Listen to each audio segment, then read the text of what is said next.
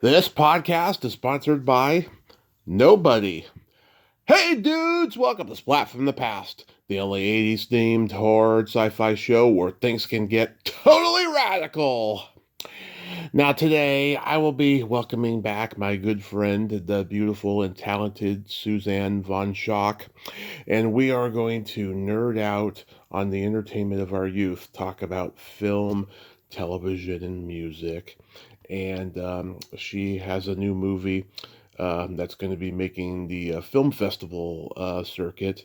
It's called The Extraordinary Joe. It's the third in a trilogy, I believe she told me, with Frank Stallone. And it's going to be another great conversation today. I love Suzanne. She's very sweet and she's a very good listener and just very articulate and a great conversationalist. I love talking to Suzanne. You know, I had her on for the first time 2 years ago for the 40th anniversary of Tootsie, and then I had her back last year to talk more stuff about the projects she was promoting last year, and I just love talking with her. She's an awesome person, and it's going to be awesome. I love saying that word awesome, you know. I mean, that word has been around forever, you know, but I really think it's starting to get um, it's getting a resurgence in some strange way. Also, happy birthday to friend and past guest Beverly Washburn. You all know her from Old Yeller, Spider Baby, and the classic Star Trek episode The Deadly Years. Happy birthday, Bev. Love you.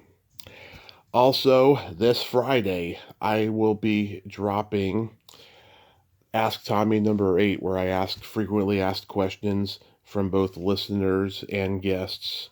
This Friday, November 29th, keep your eyes peeled. It's going to be a toe curler. So yeah, here is my new interview with Suzanne von Schaack.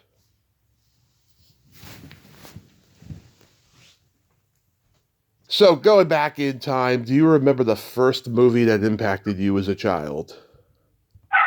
The Sound of Music. Oh, that's a good one. Mm. Did you see that in the theater? I saw it in the theater, and my parents took me, and I believe we went, because I was raised in a farm town of 2,000 people. Right. We had a small theater in the town, but it didn't always get the big movies. So as I remember, we either went to Dubuque, Iowa, because I lived on the Wisconsin, Iowa, Illinois border line, or we went to Madison. But it was for my birthday, and it was a birthday present. And I think I had seen or read or something about it, and I wanted to go, so they took me. And so we went as a family. My brother didn't go, but the three of us went. Nice. I auditioned for The Sound of Music in high school. I didn't get it because I couldn't sing or dance. Yeah, that's the deal. You know, I can write music. I used to be able to sing when I was in high school. I used to perform, and I used to sing in funerals, and I used to play the piano for that, and, you know, all of that in church. But as I got older, I didn't keep up with it. So your voice, you know, it's an instrument. If you don't work on it and work on your range, it goes away. But just recently, the last film that I'm completing now, the last short film of my trilogy, there's a place in there, and I just said, you know, this movie needs a song. So I wrote a song, and now I have the lead sheet, and now I'm finding the singer and putting that together. So the more you can do, the better off you are. Absolutely. But singing was not my forte. Dancing I did. I can move really well. But, yeah. It's hard to keep all of it together, you know, the singing, the dancing, the acting, the modeling, you know. Yeah. The first movie that impacted me was Back to the Future. I used to look at my parents' yearbooks, and I always had that fantasy of going back in time and seeing my parents in high school and finding out why they're so fucked up and I'm so fucked up. It does seem to get passed along, either the good qualities or the bad qualities, right? Yeah, exactly. And I've been finding out things little by little the last 20 years, which is quite interesting. Um, what movie genre did you gravitate toward the most? I'm not into well, I love Westerns, but I'm not into uh, the whole sci-fi, Yeah. that's really not me. I loved E.T., but yeah, more for me, it's character acting. Hmm. Like, I mean, the movies that stand out to me from the past are Love Story. Yeah. Um, what's the other one that I'm trying to think of? Slipping my mind now. Thinking of the music, and the music in the character-driven films, the music always.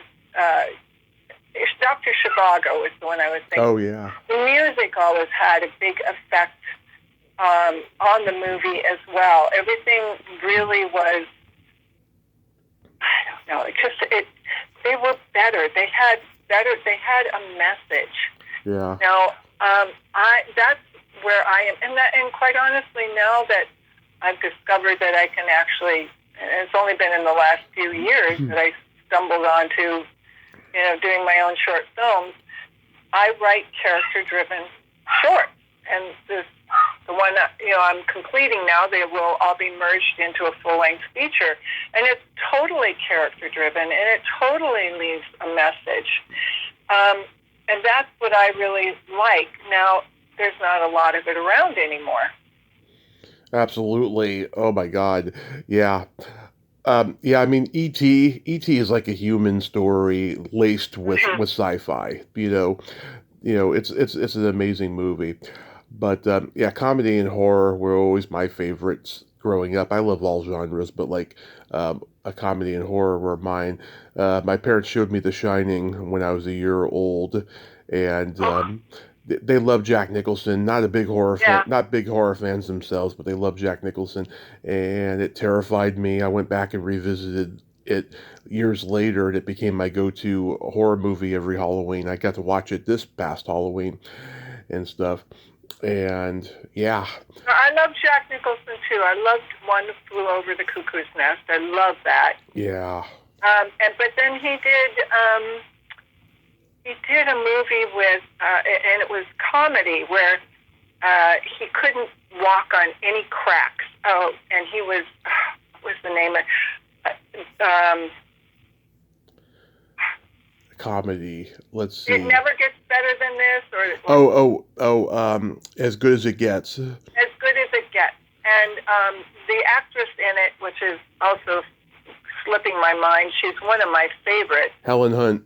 Helen Hunt. Yeah. Oh, what a great actress she is. Very talented. Yeah. Mm-hmm. She's been around for. I like comedy too, and that's basically my genre on the ones that I've written so far is rom-com. Mm-hmm. So, yeah, I like things with a plot and a story. Yeah, I'm a big romantic comedy fan too. My favorite romantic comedy of all time is Annie Hall, the Woody Allen movie. Yes, and I would say that mine is a little tongue-in-cheek like that too, you know. And I worked with Woody. I worked with him on Zelig. Yeah. Very interesting man. Very different. Very interesting. Very talented. Yeah, I love his movies. I own every print issue of Annie Hall on VHS. That's why I love it so much, because I rented all of them when I was a kid at the various video stores that we were a member of, and I have like a whole VHS video store in my bedroom, so like I got so many movies on VHS. I got Blu-ray and DVD too, but the magic of VHS is very nostalgic for me. I love Neil Simon, Mel Brooks, Blake Edwards movies, like the Pink Mm-hmm. Panther movies, all the old comedy teams like Martin and Lewis, Three Stooges, Marx Brothers, Laurel and Hardy, stuff like that. Yeah. Well, you want to know what? Mm-hmm. I have grandsons now. Yeah. One is 6 and one is 9.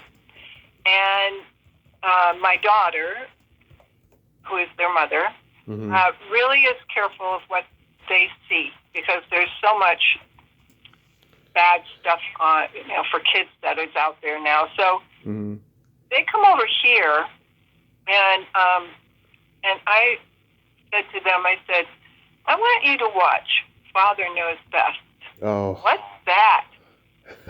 Of course. And I said, well, it's something old that I used to watch. Then I like them to watch Opie, The Andy Griffith Show. Andy Griffin Show. Yeah, because there again, those are also character driven, and they also always had a message to kids. So when they come over here now, and I have the Netflix stuff for kids and all of that, they want to watch either My Three Sons or Father Knows Best. Yeah. And they sit there and they giggle because they see themselves. And it was just clean, story-driven, character-driven, family-driven. I wish we could get back to some of that because it's gotten a little bit, it's too much for the kids. I mean, the internet is, everybody feels like they have to keep up and everything moves so fast in the kids' shows now, and it agitates them. Mm-hmm. They don't, when they're over at my house, my daughter and her husband will come to pick up the boys, Mm-hmm. and, they're more calm here than they are at their own house. And they go, what's going on here? How do you keep them so calm? I said, I feed them. I really make a real nice dinner, and my daughter cooks too. But I said, we don't put on that. I'm putting on old TV. Right. Yeah. I mean, when I was a kid, everything was available, and my parents were very open. However, I wasn't allowed to watch if someone was nude on screen. I had to turn my head or go into another room and all that stuff. But I was very open. There was practically nothing that was off limits in my house growing up. But yeah, I do like the wholesome family stuff, which brings me to my next question. What were your go-to holiday movies?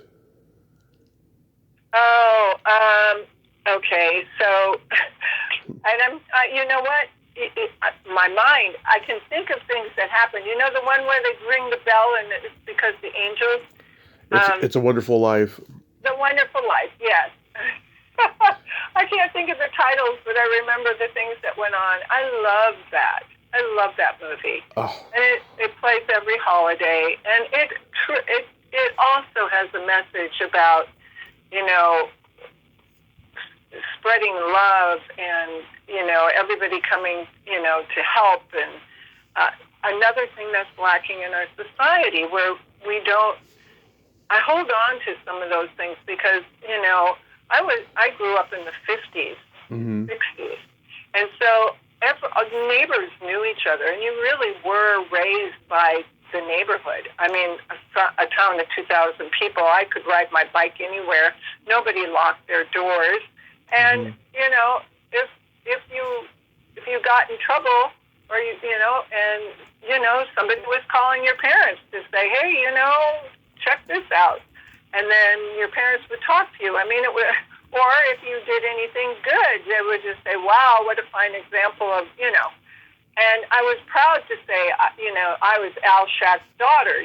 Everybody knew my dad, and he had a good reputation. And, now people don't have that kind of thing. The family name, it doesn't mean as much as it used to, that pride in your family, and I don't know. Everything has changed a lot, and I will say that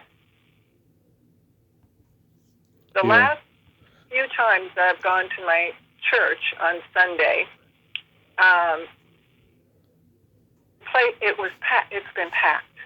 And the last, a week ago, there was standing room only.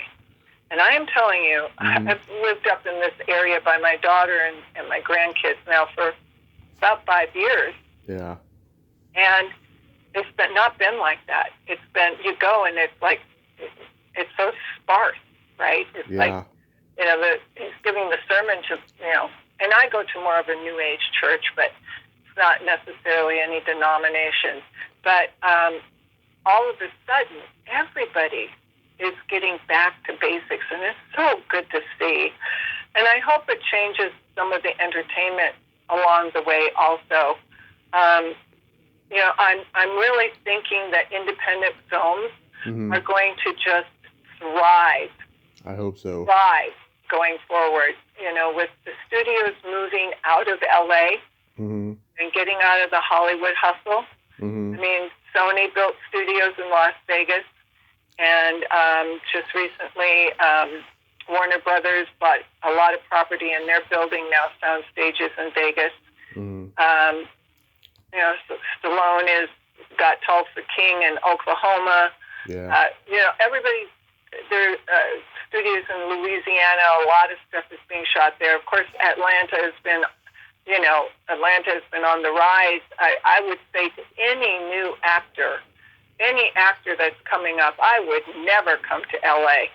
I would go to Atlanta. There's more work in Atlanta than there is here. Yeah, absolutely. Like Atlanta and Texas, they have a lot more shooting there. And, Canada back in the day, that used to be like, I mean, it still is, but back in the day, that used to be the big tax break place to go to film things, especially during the 88 strike. A lot of productions moved up to Canada. Yeah. Well, there aren't any incentives here in California. The governor that we have stopped them.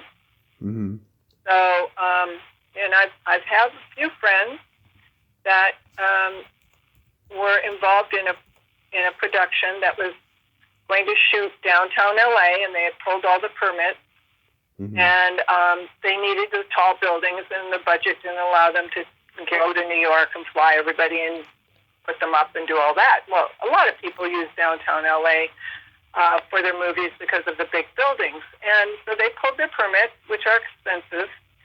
And, 2 weeks later, when they actually went to shoot, guess what? The homeless had moved into that area. Yeah. And there's nothing they could do. They can't move them because it's a sanctuary city. And they had to stop production. And all that money they spent, now they had insurance, but it cost them money. Yeah, it's awful. Yeah, I mean, I love, at Thanksgiving, I watch Planes, Trains, and Automobiles every year. Still funny comedy, Thanksgiving. Christmas time, I watch A Christmas Story, Christmas Vacation, some Hallmark Christmas movies here and there, and a slew of Christmas horror movies, I'll tell you. Now, horror is not my thing. However, I wrote a short story a long time ago just to get it off of my head. This is something that happened to me personally. And I would say it verges on a horror story. And I'm thinking about maybe taking that short story and making it into a film. And it has elements of a horror story, not so much mutilation or anything like that, but something that would, be somewhat scary. And but as far as I would not go to a horror movie. Although I've seen Halloween, and I love that was really great. But that's not my genre. I know that there's so many people, and there's like a cult of people. The girl that does my editing, she is so into horror. She just, anything she can go see. I think there's a site there are some sites that you can actually. I think she belongs to some sites where, there's this underground cult thing of short films that you can see, and she watches all of them. Yeah. It's just a preference, right? There's a horror sci-fi filmmaker from your hometown, Wisconsin, named Bill Rebane. Have you ever heard of him? Mm-mm. Yeah, he started in the '60s. He's in his late '80s now. He started in the '60s, and he started really making his well-known ones by '74. Invasion from what was it called? Invasion from Inner Planet, Invasion of the Giant Spiders, which used to play on ABC back in the '70s, and the Alpha Incident, and all these horror sci-fi Where in movies. Wisconsin is he from? I think he's from Milwaukee. Oh, okay. Uh-huh. Yeah. Huh. Well, he's from Latvia originally, but he's been in Wisconsin, most of his life and stuff. I think he tried to make it in Hollywood in the '60s and didn't like it, and then he found Wisconsin. But yeah, he's done a lot of those, and now in his later years, he's involved in politics out in Milwaukee. Oh, interesting. Did you have any movie crushes growing up? Elvis Presley. Yeah. I used to have his picture Mm-hmm. taped to the back of my bedroom door, Mm-hmm. and I used to kiss that picture every night before I went to bed. And he was in his army uniform. It was a picture of him in his army uniform. Nice. I had such a crush on him. Mm. Yeah.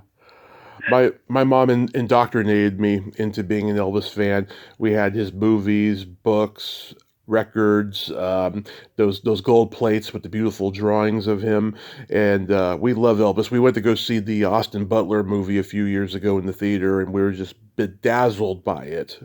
Mm-hmm. Yeah. Yeah. I thought they were a little too sentimental on the Colonel based on all the stories, we've heard about him and stuff. But overall, it was a great movie. And Steve Binder, who directed the '68 comeback special, he was a consultant on the movie, and I talked to him last year. Very good man. I mean, Yes.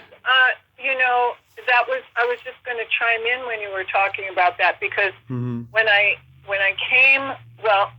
lived in New York before I moved to LA, he was working with a friend of mine on a play, and it was a boxing play. Mm-hmm. And they invited, they did a dinner one night, and I was invited, and so I met Steve. And then he said, well, if you ever come to LA, be sure to contact me. And at that time, he was managing people as well. And his office was in right off of,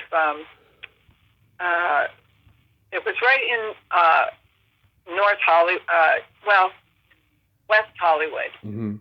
Right in the middle of West Hollywood, on the side street there, off of Santa Monica Boulevard. Mm-hmm. And so I did. I contacted him, and he was representing David Brenner, who I knew. I knew David Brenner before he was ever a comedian. I knew him when he worked at Channel 5, and he was doing stand-up at Catch a Rising Star, where all of us, the models and actors and everybody would hang out at Catch a Rising Star and Yeah. See everybody. The people that I saw, that Pat Benatar, for instance, she was nobody. Oh yeah. Richard Belzer discovered her when he was the MC at Catch a Rising Star. Yeah, Richard Belzer was there always.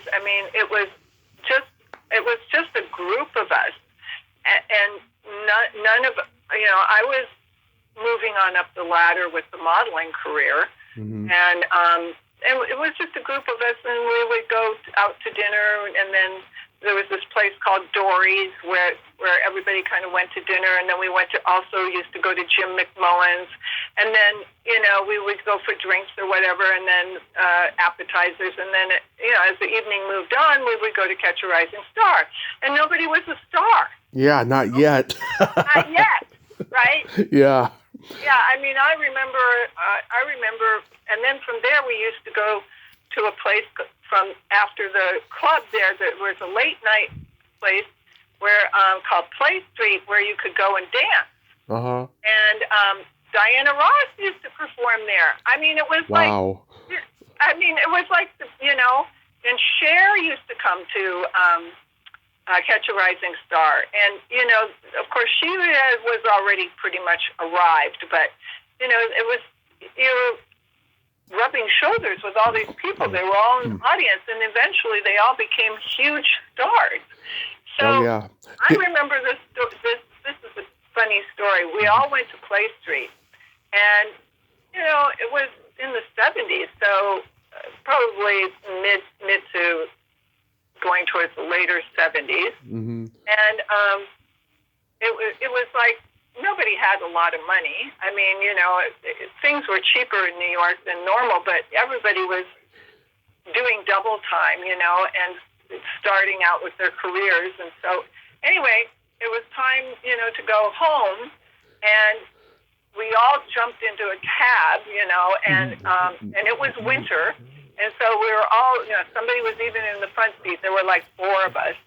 And it was like we were going to get dropped off, and everybody's going, okay, how much money do you have? How much money? And David looks down on the floor, David Brenner, and he goes, there's a $20 bill on the floor. I'm paying for the cab ride for everybody. You dropped me off last. Yeah. Danny Aiello was a bouncer at the Improv in New York at that time. Yeah, I knew Danny too. Yep. Yeah, it was a small community, small world. There was no internet. Everybody knew each other. It's a completely different time and stuff. Yeah. Did you ever go to Studio 54? Oh, yeah, always. I lived on 56th between 6th and 7th. And so at those days, I was traveling back and forth to Europe. So I would go over to Paris for 6 weeks, and then I'd come back to LA or to New York for 6 weeks. So I was back and forth, and I always used the model apartment, that they had for the models, and they would let me decide if I wanted another model or 2 to come in, because it was like a 3-bedroom apartment. And so I would get back, I would come back, and I would. First thing I do is I call a friend and say, where's everybody going? Where's everybody, and I was like awake. I mean, it was like I got off the plane and I was still ready to go rumble, drop my bags in my apartment and they go, yeah, we're all at 54. So for me, it was a walk. Yeah. I just walked. I walked up to 7th Avenue and walked down 1 street, 2 streets, and walked over, and there I was. And always got in. The bouncers there, they would always look, and are always looking for, tall, pretty girls, and, everybody else is clamoring to get in. I always got in. There was no problem. And, went all the time. I know an actress. She was at Studio 54. She went into an alley for some reason. And back then, you could have sex anywhere in public and practically not get caught. She saw a guy giving a girl a golden shower in the alleyway. Oh my goodness. Yeah. Yeah. Those were the days when there was a lot going on in New York. I 54. I never went into Steve Rebell's private area or anything like that. So I just went and danced and, had a good time with my friends and left and walked home.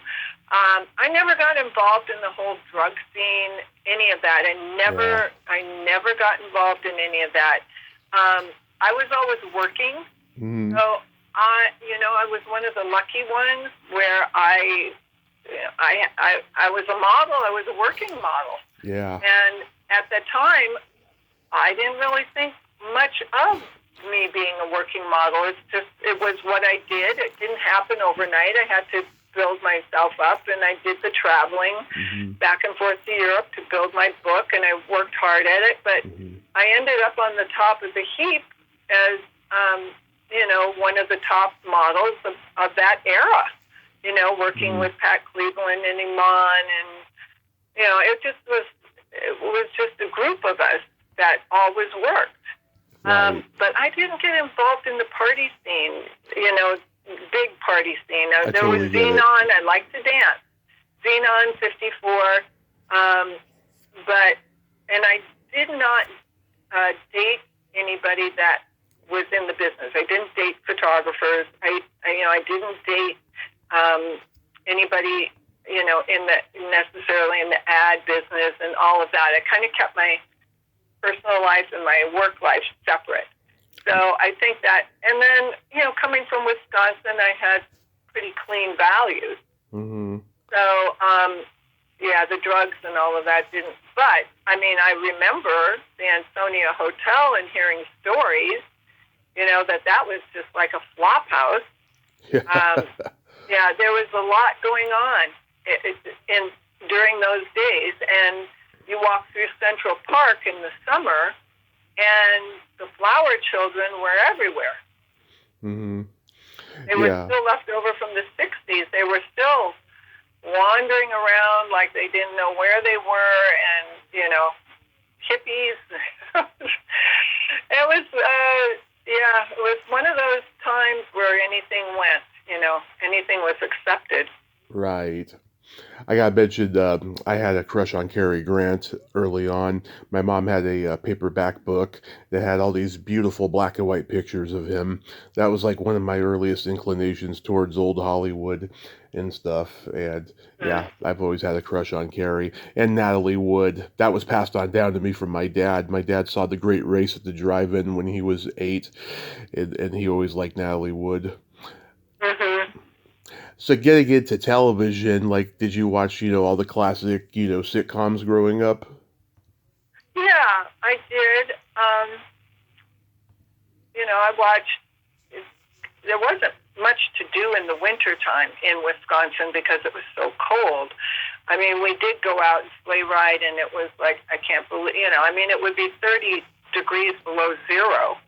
And, we'd be, just all you could see was we'd wear those hats over our heads where you could see your mouth and your eyes and little holes for your nose, and you were all bundled up. But, that you either did a lot of reading, you either learned craft things, like knitting and sewing and things like that, or you watched TV. So, probably I used to get to stay up with my mom. I used to love Johnny Carson. Oh, yeah. To me, even though I watched, I Love Lucy, and I watched all of those shows, if I could get to stay up and watch Johnny Carson, because that's where I got to really learn about, Hollywood and the stars and what they did, and, and my mom always stayed up and watched Johnny Carson, and sometimes she would let me stay up with her, even though I had, especially in the summer, but then school, I had to get to bed a little bit earlier, but once in a while. And that always fascinated me, how they dressed, and, they were, of course, they were funny. They were different. They were different than normal people. Yeah, there was a Johnny Carson focused podcast that was going for a decade. I interviewed the guy who hosted it, Mark Malkoff, and you can still go listen to every episode.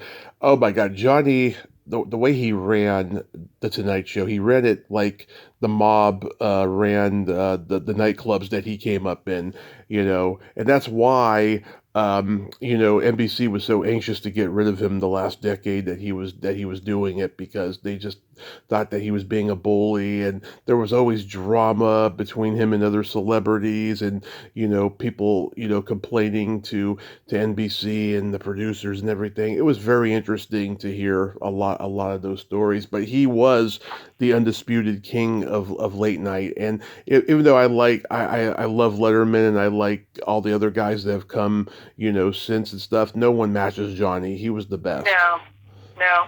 Anyway, I didn't even finish about Steve Binder, so I got off on that spin-off of David Brenner. But so when I did come to LA, I did look up Steve Binder, and he ended up managing me for a while. Nice. And Steve and I, Steve is in his he's in his mid-90s now, I think. Yes. I think I spoke to him about 2 years ago. This is the last time I spoke to him. I did a fabulous interview with him last year. I chose not to mention the Star Wars Christmas special. I wanted to give him a little dignity, but we talked about a lot of great stuff. And yeah, I mean, did listen to that interview. I did listen to it. Oh, nice, nice. I'm so glad. Yeah, I'm very proud of that interview. I just.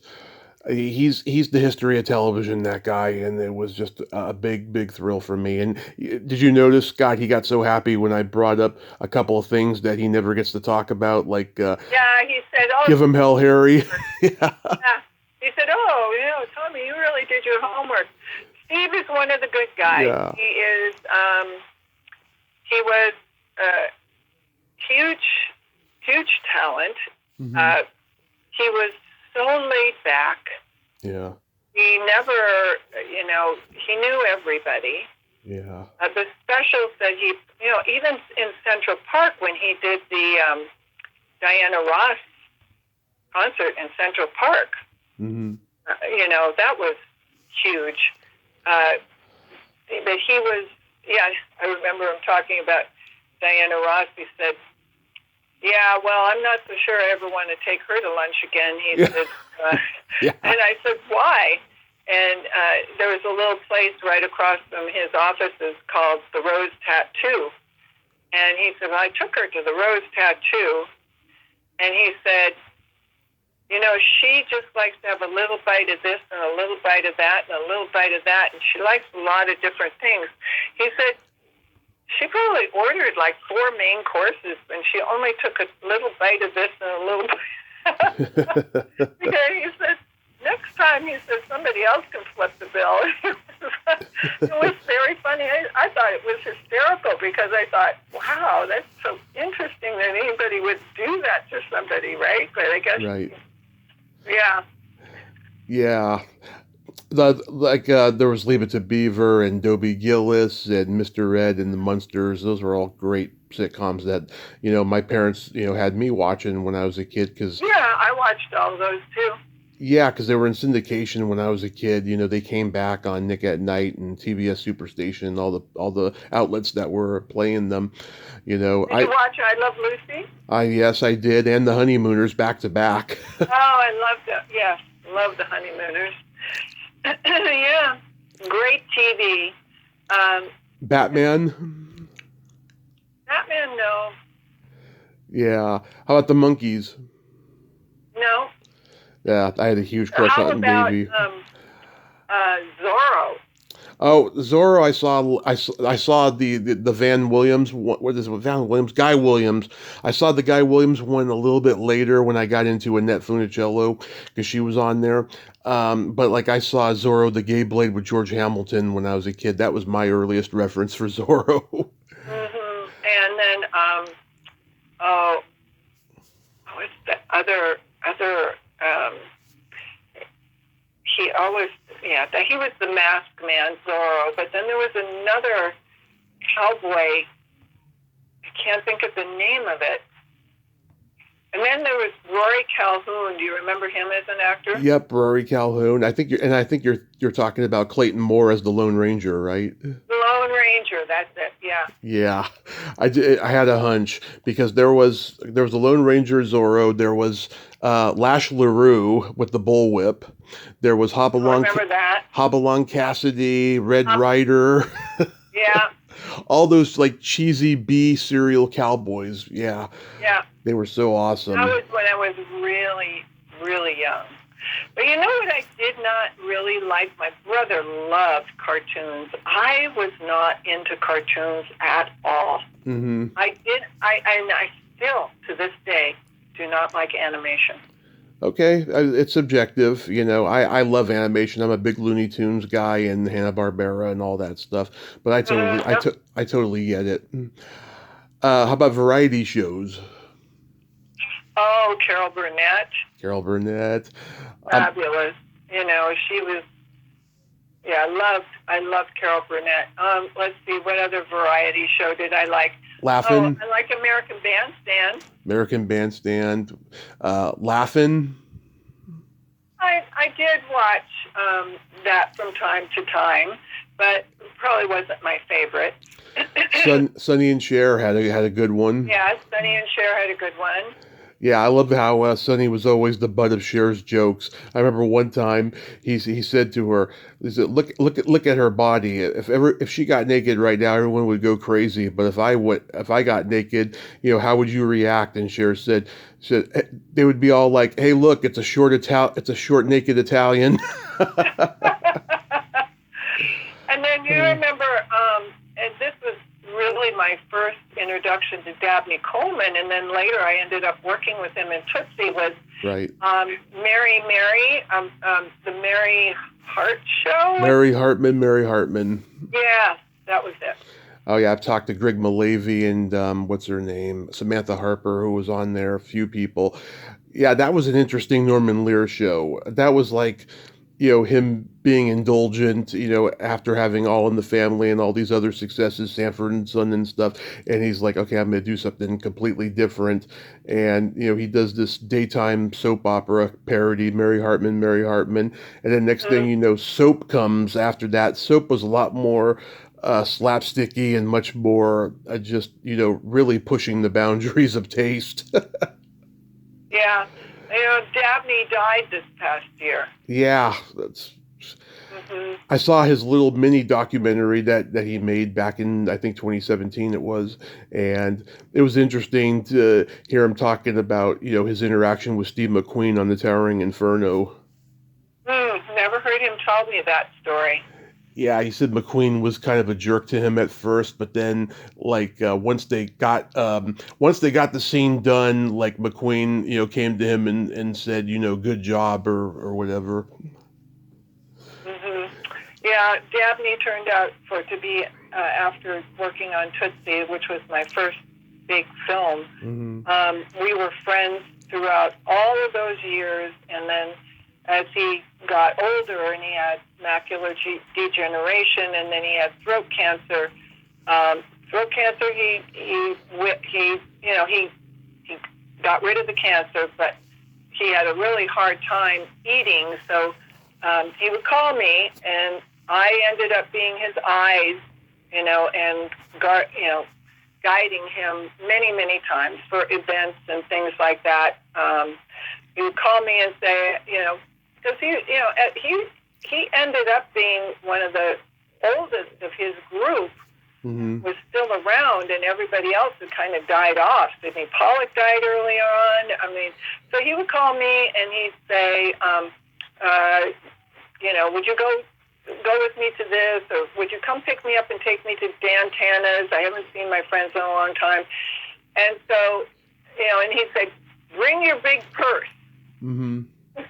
And I'd say, okay, and I'd bring my big purse, and he would put 3 cans of liquid food in my purse because he couldn't drink, he couldn't eat real food because having had throat cancer, it wouldn't go down. He had to eventually have that all stretched, and then he could eat clams on a half shell, anything that would go down easy. But regular food wouldn't. So I would have the 3 cans of food, and then he couldn't hear very well. So then he would say, okay, well, here are the batteries, keep these batteries in there because I'm probably going to have to change the batteries in my hearing aids before the night's over. And so I had all of these things, and then as far as his eyes, he could only pretty much see shadows. It was, so, going into Dan Tana's, I would have to guide him to it, and they always had it. He had his table. It was the Dabney Coleman table, and then they had a Dabney Coleman steak, and but he really couldn't, see, so he needed guidance, and he obviously couldn't drive anymore. So, so we were very, very good friends. Yeah. Unfortunately, towards the last, I would say, there was COVID in there, and then after COVID, I had made plans. He was living in his own, not his home. He had rented his home out, but he was living in an apartment, and so that he had home health care, right? Yeah. And so then, I'd made plans to go to see him. Sharp as a tack, though, till the very end. We would talk on the phone. He always loved politics. He loved the news. He loved all that, and he listened to everything. He was very up on what was going on in the world, and I made plans to see him, and with the caregiver, and then she called me that morning and said he's not doing well today, so we're going to have to make another plan, and then I talked to him maybe one or two times after that. But he had pneumonia. He kept getting pneumonia over and over again. So unfortunately, towards the end, I did not get to see him before he passed. But great friend. You could never have a better friend than Dabney Coleman. Yeah, my God, he was great. A big part of my childhood for sure, and everything he did. 9 to 5, Cloak and Dagger, which I think is his best performance because he plays two characters in it, and both characters are different, but they're supposed to be an amalgam of Henry Thomas's father in that movie, and it's just so heartbreakingly beautiful. And yeah, he's going to be missed for sure. He hosted Saturday Night Live, I remember, in '87 with the Cars, just before they broke up, as the musical guest. And Elvira, Mistress of the Dark, was the what she was like. She did a cameo in it, and she said in her book she was the original host that night, and it was on Halloween. But for some reason, she was reduced to a cameo, and Dabney ended up hosting that night. And I thought that was very interesting hearing about that. Are you a big Saturday Night Live fan? Not really. Yeah. By that time, when I was young, I always wanted to stay up and watch late night. And now that I've been in the business and everything else, my nights, I would like to go to bed, and I like to be up early and live the day, So I don't really watch late night anymore. I don't, and I did watch Saturday Night Live when I lived in New York. I knew everybody who was on it, but not anymore. So getting into music, do you remember the first album you ever bought with your own money? Well, it was the Everly Brothers. Love it. And it's really funny because now that I'm talking about these things, and you're saying the first of this and the first of that, and we're talking about Elvis Presley, and then it's sort of a strange kind of phenomenon within my own life, because when I was kissing the picture of Elvis Presley every night as a young girl, a kid, living in Wisconsin, I never thought I had no thoughts about show business or anything then. I was young. I was so young. But then I meet Steve Binder, and, of course he was all involved with all of that and all of these celebrities, and he became a manager of mine. And now when I'm, say the first album I ever bought, the Everly Brothers, Wake Up Little Susie, I mean, I thought that was about me, Yeah. right? Because my parents used to call me Susie instead of Suzanne. But later on, when I lived in New York, I was invited to a dinner party. And at that dinner party, Phil Everly was at the dinner party. And Phil Everly and I dated. Nice. And it's how I found out that I even was writing music. So when we met and then we started dating, He was in New York for something. He lived in California, but he was in New York for something, and I can't even remember what. But people that I knew him, and it was just this big dinner party that they had at a restaurant, and I was invited. So anyway, he was talking about writing music, and and I said, well, I write poetry. Mm-hmm. He goes, really? He said, well, I'd like to hear some of it. So, when he came over to take me out to dinner, I said, well, here's my poetry. Do you want me to read? He goes, yeah, read some of it to me. And I had a piano in my apartment in New York. And, I can pick things out. I can play things I've played for a long time. Again, I was really good at it when I was young because I practiced every day. And now I still have a piano, but I can pick things out. I can chord things. I can make things up.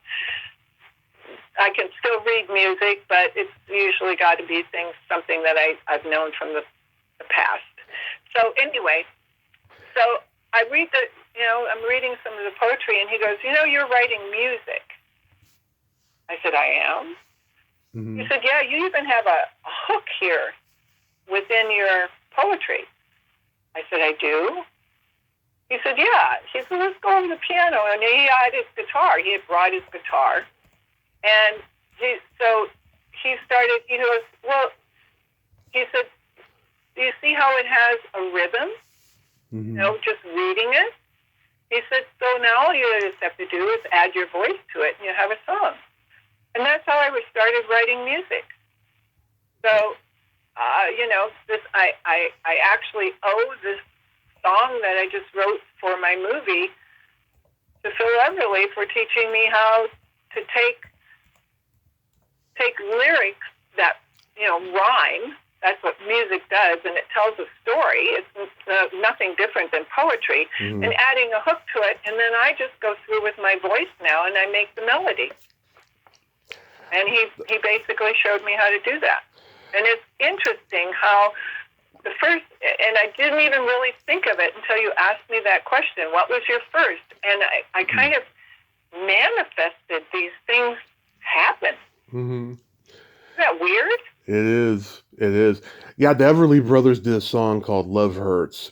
It became a huge hit for Nazareth, the hard rock band in the 70s. People, myself included, always thought that was their song, but it was the Everly Brothers, which is, it's crazy how they took it and turned it into one of the early prototypes for hard rock power ballads, It's a great song. But yeah, I mean, my parents had very eclectic music tastes. They had vinyl records of Beatles, Beach Boys, Rolling Stones, Carole King's Tapestry, Fleetwood Mac's Rumors. They love Rod Stewart. Like anything Rod Stewart, they had.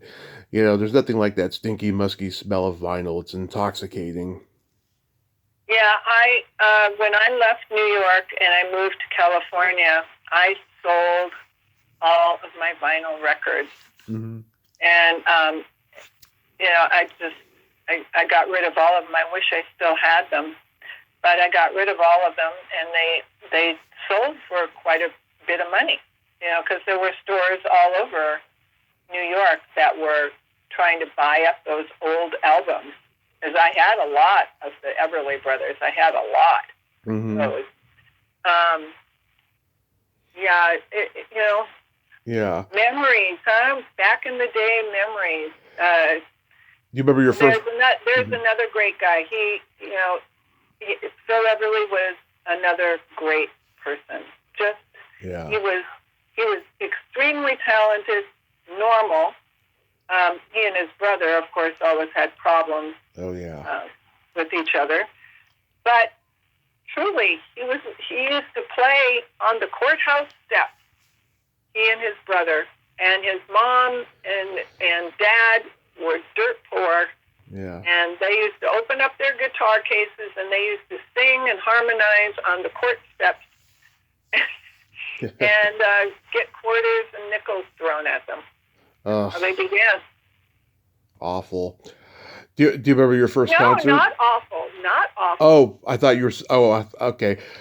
No, it's not awful. It was the way musicians began back then. They they had no place to really perform, when you come from a small town. Oh, And then you're talking about somebody, You're talking about busking. They were busking on the streets, right? yeah, they were just, they were Yeah. kids, and they just decided to do that, and people would give them money, and then, that was their first recognition that they even had talent, but it was their mother that was really pushing behind them, even till the very end, because I remember a couple of the telephone calls that they had, when he was, he and his brother were not together, and then finally they buried that hatchet. They both needed a comeback, to survive, because they were living off of, money that they had made way back in the day, and then, they decided to do a comeback. Yeah. They did an HBO special. I remember when I was a kid. They it was like in the early '80s. They did an HBO special concert. Yeah. I remember that. No, the I don't know if you know this, but back in the day when you threw like pennies at someone. At someone who was Jewish, I don't know if they were Jewish, but like it was a form of anti-Semitism when they do that. That's why. That's why I was thinking. And quarters, and Yeah. they were kids, and no, they're not Jewish, but they were kids, and people would just come and gather around them, kind of like what 3rd Street Promenade used to be, where different musicians or musicians in New York would play on the street, and they'd be so gifted, and you're thinking, why are these people playing on the streets? They should be discovered, and they should be making a lot of money. But talent is just so subjective, and it's who ends up managing you or producing you and promoting you and making you into that star. I mean, a good example of that was Elvis Presley. Oh yeah. Do you remember your first concert? Was it like Elvis or somebody? No. I remember my first concert. I can remember a concert. I don't know if I really did big concerts. I had to do something somewhere along the line, but I will tell you one standout birthday. No, actually, it was for Mother's Day. It was a standout thing that my daughter did for me, because I've always had a crush on Lionel Richie. Oh, love Lionel. I just think he is fantastic. I love everything about him, everything that he represents. I love everything. I love it all. Of course, We Are the World, was a great thing that they all musicians that were involved in that was done, and it will probably live on forever and ever. But all of his love songs, and I love everything that he did. I lived in New York. I should have gone to a concert because he was in New York. He was starting out with his band back then, and then he went off on his own. But so the standout thing was because my daughter, I go, oh, Lionel Richie. He's on TV, and he could listen to him critique, the other singers and everything. And so it was for Mother's Day. My daughter and her husband got tickets to go to Vegas and see him in concert in Vegas. So my son-in-law watched the kids, and we all went to Vegas, and we stayed over, we rented a place for where the kids could have some fun also. It was a timeshare thing, but they had things for kids. And then Danny and I went to hear him sing. I was singing all night long, standing up. There was no sitting down. It was what an experience. I just loved him. And I still do. I mean, I would, they said to me, what do you want for Christmas? I'd say, let's go see Lionel Richie again. I think he's still at the Encore. It was so much fun. I love him. I used to try to dance on the ceiling like him in that video, and it drove my family crazy because they thought I was going to hurt myself. I was 3 at the time. Oh yeah. Yeah, Oh yeah. wow. How, Yeah. how about comedy albums? Did you have any comedy albums? Um, I used to like Cheech and Chong. Same here. Um, there was another one way back, and they were on the radio. And I remember my brother and I used to sit and listen to them on the radio. This was, probably when I was like 7. And I can't remember their name, but they were so funny. Mm-hmm. And it would be way before your time. And I can't remember who it was on the radio. Yeah. Do you remember Red Skeleton? Red Skelton, yes. Oh, yeah. I mean, I could tell you the most obscure comedians that had comedy albums in those days. Von Meter, who did Kennedy, he did his Kennedy impressions. David Fry did Nixon. Kenneth Mars did Kissinger. There was, the first comedy album I ever heard was Lily Tomlin's "This Is a Recording." My mom loved that album. She had it. There's Firesign Theater. Remember them? Uh-uh. Yeah, they were great. They were a great improv group that came from the radio. And of course, Richard Pryor, George Carlin, Robert Klein were on the cutting edge. National Lampoon's Dinner Hour, still one of the funniest albums ever. I love it. That's a great album. I listened to Bill Cosby's routine Chicken Heart the other night, and I was like, "Oh my God, who comes up with this stuff? It is so outside the box and so hypnotizing." Just the way he was able to construct a bit about a chicken heart attacking a kid's father. It was so great, and he talks about that show that was on in the 50s, Lights Out. It was a crazy bit. So let me ask you this. Mm-hmm. All of these great people from back then, Yeah. like the George Carlins of the world, and, Mm-hmm. who do we have now? We have a lot of comedians nowadays. It's just the oversaturation. I mean, there's Mark Maron. I listen to his podcast every week. I listen to it today. I used to listen to Joe Rogan until I finally figured out what he's doing with the misinformation and crap. Those are podcasts. They're not. Well, they are podcasters, but they are comedians. They have specials. I don't see Joe Rogan as a comedian at all. Well, he's been a stand-up comedian since 1988, but yeah, I mean, there's those guys. There's Whitney Cummings. There's comedians like that, but they're still relatively young. Maybe in another 10 years or so, they'll be looked at as great, like the people we just mentioned, but they're still pretty young.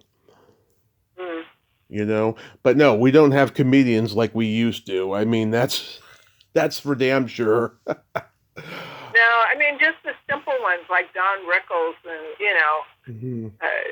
some of them that just did those one-liners. It was their timing. Yeah, Don Rickles was great. I'm sad I never got to see him live, but people told me, "Oh God." To see him live in New York at the Cotton Club. Mm-hmm. Yeah, I mean he was brilliant, and of course there was Milton Berle and Jackie Gleason and oh my God, so many. There was Mitzi McCall and Charlie Brill who went on the Ed Sullivan Show after the Beatles. I had them on here a few years ago. It's still one of my favorite interviews I've ever done. They were just so hilariously wonderful together. They were true Borscht Belt comics. I mean, George Burns, John Biner, who did celebrity impressions. I had him on once. One of the first Hollywood parties I ever went to, mm-hmm. and George Burns had to be already like close to 90.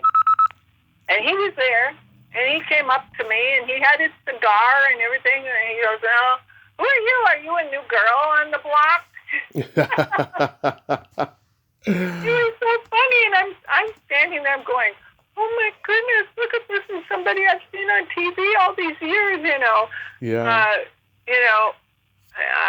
I said, yeah, I guess I am. Where's Gracie? It was funny.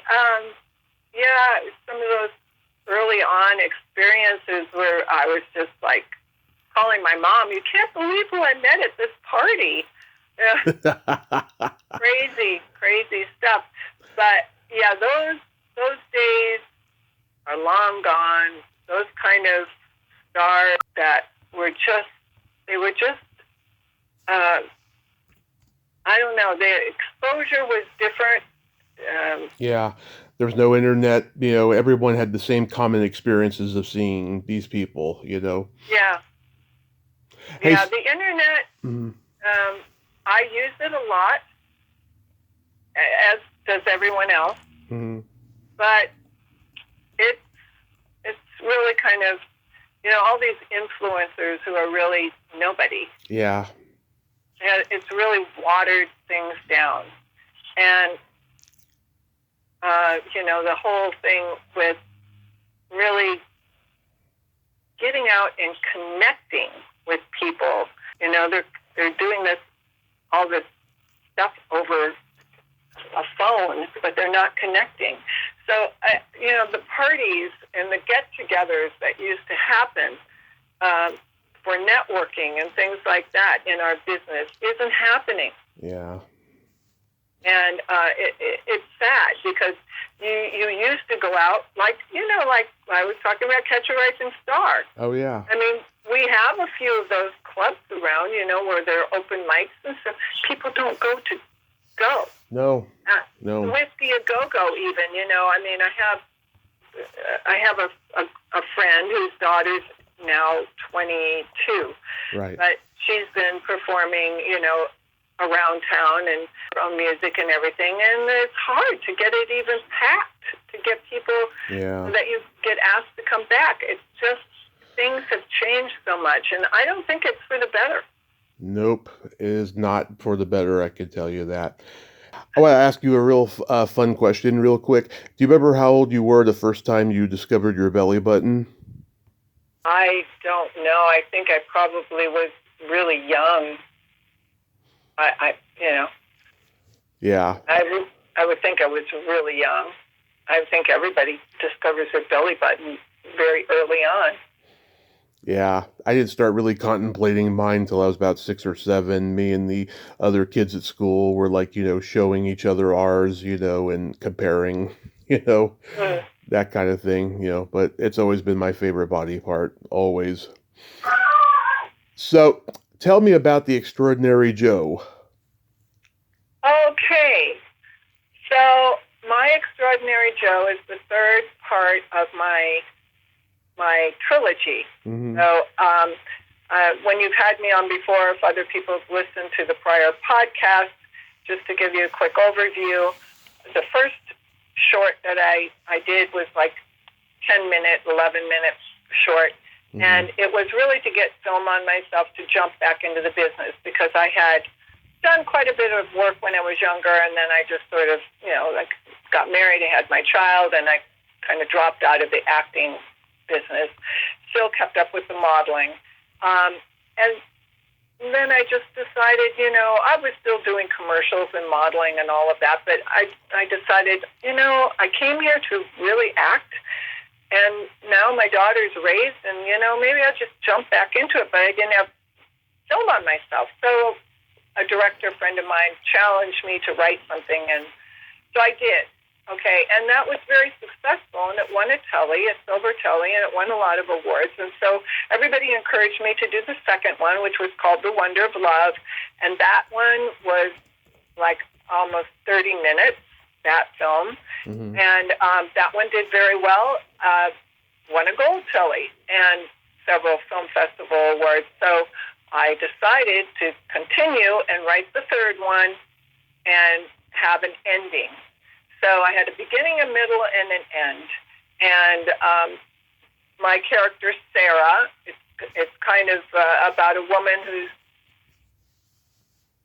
trying to get find the love of her life. And why did she's been married twice, but she never really found the love of her life. Neither, those marriages were what she thought was love, but, so they didn't work out.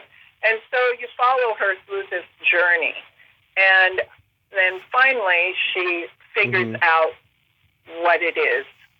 And she meets her Extrodinary Joe, who is Frank Stallone, plays that role. And of course, his name in the film is Joe. And this one is now in its third pass of the edit. And this should be the final pass. And then, like I mentioned earlier on, that I actually wrote a song to go with this film. And I think I mentioned that I really love Love Story. And one of the reasons I liked Love Story, a lot of it had to do with the music. And if you remember, but in that era, when there was always a big theme song that went with a character-driven movie, and they would use the lyric at the end of the movie, but throughout the movie, they would use the melody in certain places, of that romance. If they were walking in the park, and then you'd hear the music, and it became part of the movie, and it was all the way through. So there are places in this movie where that can happen. So what will happen? It's not, the song is not like Love Story, but it's going to have that feeling where the music will be throughout the movie, and then towards the end of the movie, you will hear the lyric and the music together. So that's an interesting twist. And I do have a professional lead sheet done now, and now I think I have a singer that I want to do. And then also David Longoria is a friend of mine. He plays the trumpet, and he is in Casey Kasem's old studio. He bought that from Casey Kasem back in the day. Nice. And so he said, "Oh, come on down, just use your own voice. You can go in and, bring whoever's going to play the piano, and I'll help you with it." And so we did a little track, like a little demo track, and then sent it out for it to be put into a lead sheet. And so that was fun. And now David really likes the song, and he's just been nominated for a Grammy. He's been nominated many times before, and he's saying, maybe I want to do this song with you, and help you produce it. So that would be another great thing if he did. So we're talking about that.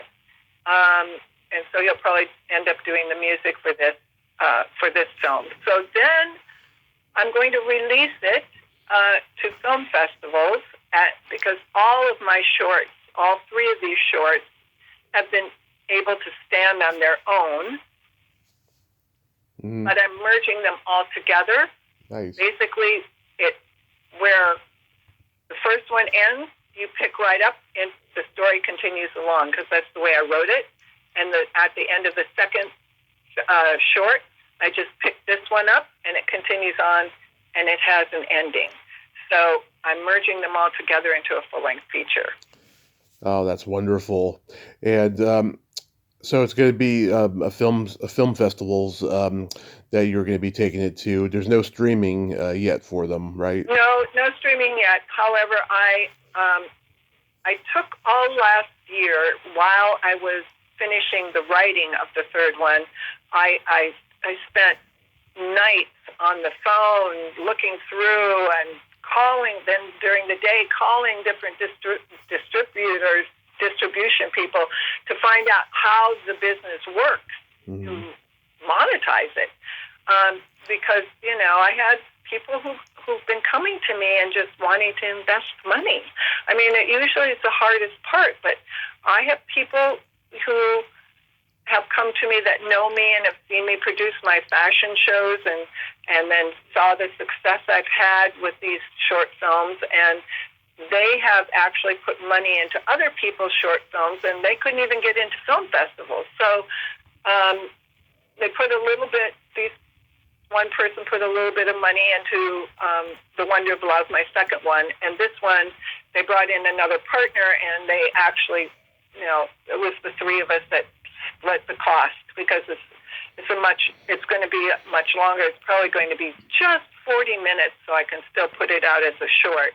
But when they're all three together, it'll be about an 80-minute, and it'll be an hour and 15, hour and 10, hour and 15-minute movie. So I wanted to make sure before I took anybody's money, a bigger chunk, that I knew what I was going to do with it.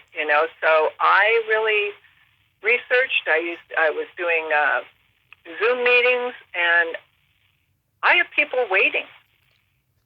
But the one thing that I was told is be sure to put somebody that is known in this third one, because all my actors are SAG actors, and they're all really good, and they all work, but they aren't necessarily known. I know you've interviewed Jodi Jarres. She's in it, and she was in this third one as well, because the characters move forward. But Frank Stallone was the one. When I write, I usually think of somebody that I know, or I know of them. I know, and Frank I didn't know that well, but I talked to him. I've been to his when he was all around town, with his band, and so we've had conversations, and I wouldn't say he was a friend, but we had conversations, and so I thought, he's like the perfect guy, because he's just like a normal guy. Yeah. And even though he's done over 80 movies, and he was on that reality show last year with the Stallones, and he's written so many songs, and done very well for himself. But he was like perfect for the role. So when I was writing, I would think about him, and that's what I've done with all of the characters. I basically know these people, and then I just kind of write to the way they talked, and it's very easy for them to play the role because it's them. Right. So I'm very excited about having completed this journey. It started off, I never wanted to be a filmmaker. I never thought about being a filmmaker. It wasn't a desire of mine. It was something that somebody challenged me. Just don't go to acting classes. Just write your own short and get some film on yourself, and write it for yourself, and bump up your reel and get a new agent, and which I did. I got an agent. Since then, I got a better agent, and now I've got a really good management company that's interested. And so I have no idea where this is all going to go, but it will. The people that are interested in distributing it are viable people. I see it going to streaming, of course. I don't see it going into theatrical release, but I do see it going, into streaming, and I know what deliverables I need, and I know I've kind of sorted out the different companies and understand how things work now and who I would take it to, and so I have become a filmmaker, and it's just something that happens kind of offhanded. That's so wonderful, Suzanne. I'm so glad that you're happy doing what you're doing, and that you've had this extraordinary journey and stuff. And I have a couple jokes for you. Okay. What kind of meat does a priest eat on Friday? What kind of meat does a priest eat on Friday? Well, they're supposed to have fish, but I don't know. What kind? None. Okay. You're right. It's fish. Yeah. What do you call a boy that doesn't masturbate? I'm going to try to give you an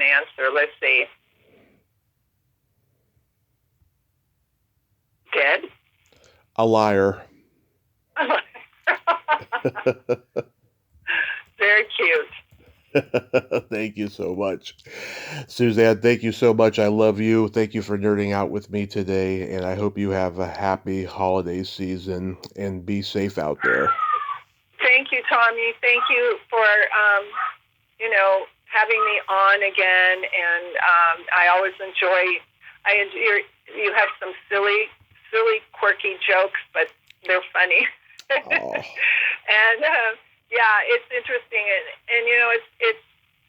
I have to just say, you took me back through a whole looking glass of time through the years, and it sort of connected some dots for me, and kind of makes it interesting because I don't think that you just keep living and you don't really go back and go, well, yeah, well, this is very coincidental, but this happened, and this happened, and that happened, and even writing these films, it's kind of a coincidental kind of thing that happened, but they're all little dots that connect, and thank you for helping me connect more dots. My pleasure. You have a great day. Okay, you too, Tony. Bye-bye. Bye-bye. Well, there you have it. Suzanne von Schaack. Not Shock. I always do that. Schaack. Ain't she a sweetheart? Oh my God. I just love listening to her talk. She is just so amazing. And I'm so glad that she's loving this, best life she's living as a filmmaker. And I want to see more of her film work. I've seen little reels and stuff on YouTube. I'd like to see more of it. So I'm going to be excited when it finally comes out. Well, until next time, this is Tommy Throwback Kovac saying there's no shame in living in the past because the present sucks. Later, dudes!